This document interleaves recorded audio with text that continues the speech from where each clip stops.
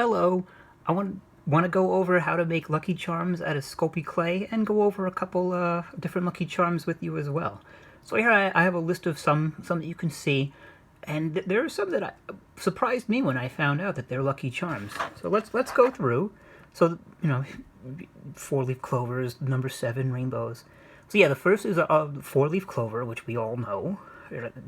So I could show you how to make one of those. Another is a horseshoe. So if you put it over your door, so that way the luck can pour in. So the next one, fuzzy dice. So keep those in your car. So and then in China they have the little cat that calls in good luck. So this is the evil eye. So the evil eye comes from Turkey. Well, from Turkey is where you see most of it, and it comes from the myth of Medusa. So the idea is the evil eye is not a bad thing. It actually wards off evil. So it's Medusa's eye, turning bad things into stone. So of course we have a dream catcher. So catches all the dreams and aspirations that you have. Number 7 can be lucky, and in China, number 8 is a lucky number. So of course there's rainbows, and at the end of the rainbow we find our pot of gold. Ladybugs, I found out, can be a symbol of good luck. As can fish, particularly goldfish. It's the idea of wealth and prosperity. Acorns, when I found that one out, because the idea it can be growth. It starts off something small, can grow into something big. Rabbit's feet, and we've all heard that one. But rabbit's feet they're a good luck charm, but not for the rabbit. And bamboo shoots can be considered lucky charms. How they're grown. Find a penny, pick it up for the rest of the day to bring good luck. A wishbone, so if you get the bigger piece. And these are not chilies. These are actually little horns. It's Italian folklore. And then there's anchors, can be a luck charm. And pigs. I was so happy to find out about pigs being a good luck charm. And then, wrapping it up, so we can say goodbye to all the images. And now I'm going to show you how to create them using Sculpey clay. So. Okay, so I do want to go over just how to use the clay and some of the tools you'll need. So I gave everybody some toothpicks. So I gave everybody a little bit of wire. So that's if you want to make it into a necklace or a bracelet. I'm going to be using a butter knife, or this is my clay knife, but I'll use a butter knife because I'm sure everybody has that at home. I have a pencil, I have a ruler, and I have a little round dowel. If you don't have a round dowel, you could use something like a pencil, to roll out the clay as well. So there's 3 basic hand building techniques. So I'm going to pull out some of my clay that I have, and I'll show you the basic hand techniques that you can use. So the first is coil. So if you take a little bit of your clay, and we've all made snakes with Play-Doh, I hope.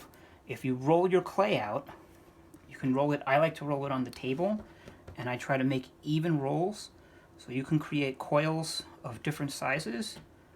So we have different thicknesses.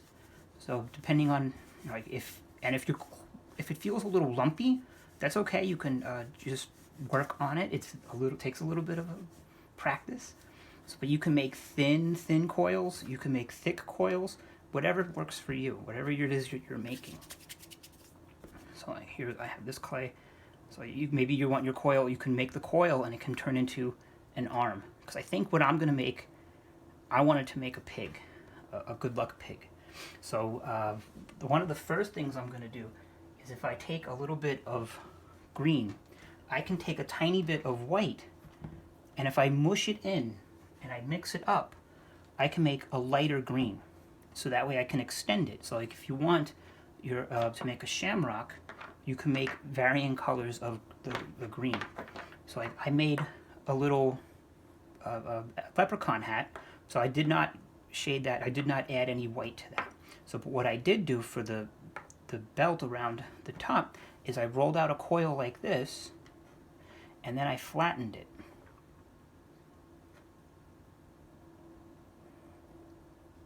Okay, I'm using the white clay, but I did do one in the black clay. So I flattened it, and then I used my butter knife just to try to make sure that I can get it straight. Then I used my clay here, the green, and I molded it and shaped it into different things here.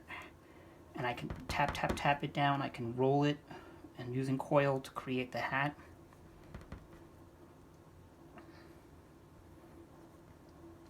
I can pinch the edges just so that way I get a sharp edge on the brim of the top of the hat. And then I can even take some clay. If I take a little bit of this and I flatten it out. So if I flatten it, flip it, flatten, flip it.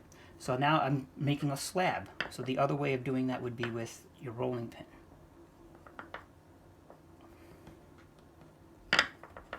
And with the rolling pin, then I can take this edge and I can tap it. I can edge it. I can take my butter knife and I can trim it to get exactly what I want. So if I want it to be a circle, maybe I can even take the cap of a soda bottle and I can trace that, and I can use that as the brim. And when I place it on, so there's my little hat. Now I'm going to take the black that I have and I'm going to wrap that around. Now there's extra, and that's okay. So I can either completely wrap it or I can cut it. So I think I'm going to cut off that extra. Oh, I don't know if I got enough. Yep, there we go. So there, so I have my little hat. And now I made a little bit, I took a little yellow and I made a little square. But the yellow, I'm not too happy with it. I had a little bit of black on my finger. So if you make sure that your hands are clean, you know, and then if you use yellow, if there's other color on your hand, it's going to get mixed up in there.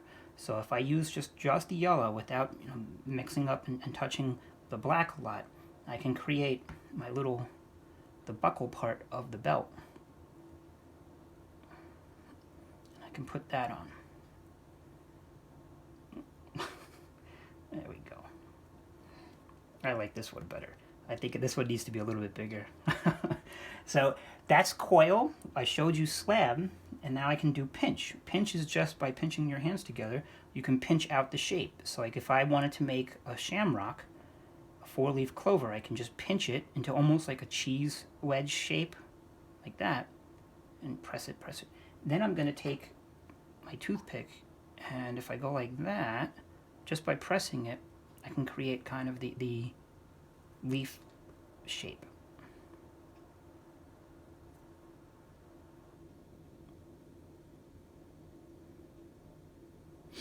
If I make 4 of these, and then if I place them together and I squish them together, well, then I can have a shamrock, just like that. On the back side, I took a little extra clay and I blended it together, so that way, you know, it stays in. So if I were to create like my little pig, so if I had my arm here, and I'm using white, like if you wanted, you could take a little bit of the red and mix it in with the white. I'm just not going to do that because it's going to take too long for me to mush it and mix it and, you know, get everything the even consistency. But what I am doing is mixing up my Sculpey clay so that way it is a little bit softer, and I can use this as an example to create my pig head. So the pig has a little snout. So tap his little snout there. I can either go in with the toothpick and make eyes that way, or if I wanted, I could use a little bit of black and put a little dot on there. Then I can take a little bit of clay. Again, I can pinch it into the shape of his little ear. Oh, this can also be, if I work on it, I can make it into one of the cats. So and then I could do the other ear. And if you take your time, make sure that it's exactly what you want it to be. I'm doing this all in 15 minutes or so, but you're welcome to take your time with it. If you mess up, it's okay. You can do it again. Just start over.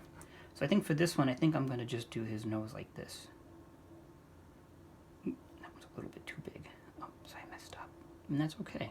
I can just work on it, fix it up. I think, there we go.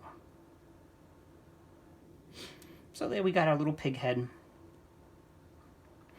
And if I wanted to attach it to a body, so like if I used this piece of clay as the body, I can take part of my toothpick and stick it in, and then I can stick the head on.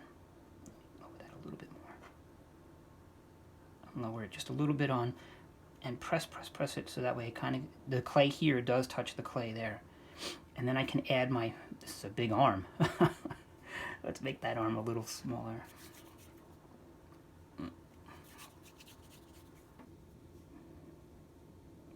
So if I have my little pig arm, I can do a little pig foot.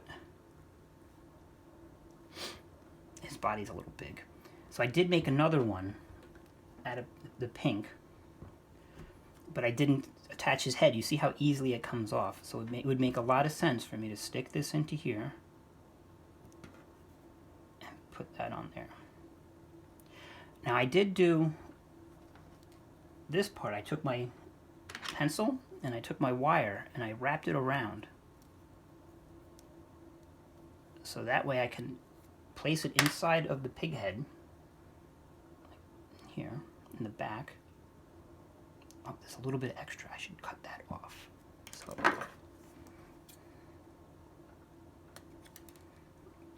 So if I stick this into the back of his head, and then I'm going to use my toothpick to just blend that in,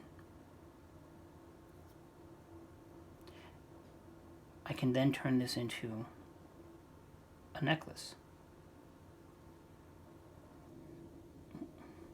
So when you see the back of his head, I completely covered it up, and I took my time and I blended it.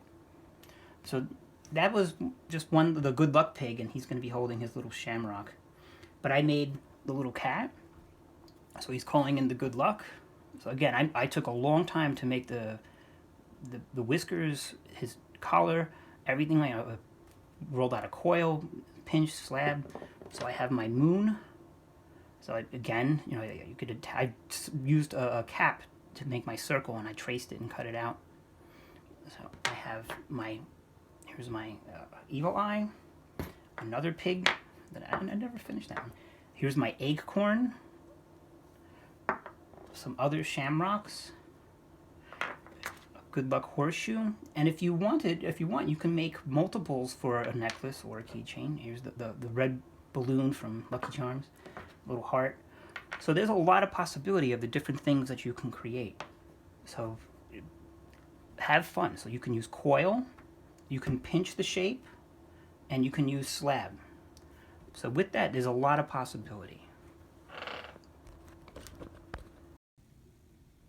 Okay, so I'm ready to show the last part for our Lucky Charm.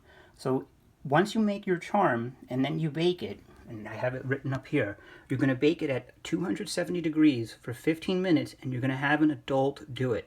So they can take the piece and put it on a cookie sheet, and they can put aluminum foil down if they want, and the adult is going to bake it in the oven for 15 minutes at 270 degrees.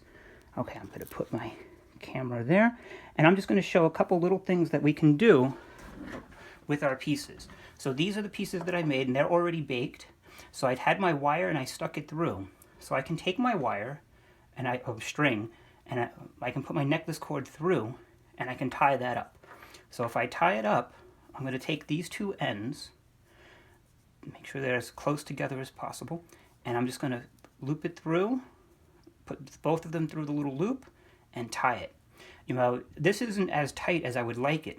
I would really make it as tight as possible, and then I can trim those off. But I want to use this string for the other piece that I did. So I did the same thing with my little lucky pig. So he's got his little, I made my necklace go through the loop, and then I tied it up. I can trim this part off, and then I can wear that around my neck. So for this one, I took my kind of a evil eye sort of thing, and I took a toothpick, and I really started to poke it through. This one's not baked.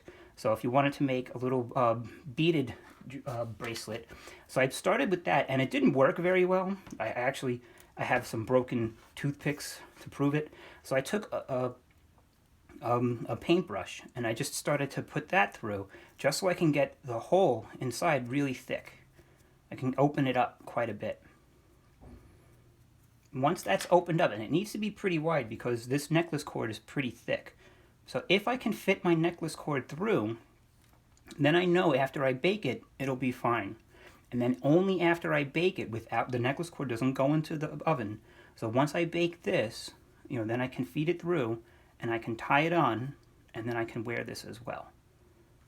So there's the finished pieces. If you wanted to, you can have it as just a figurine. You can have it as a necklace. You could have it as a bracelet. So I hope everybody makes some really great Lucky Charms.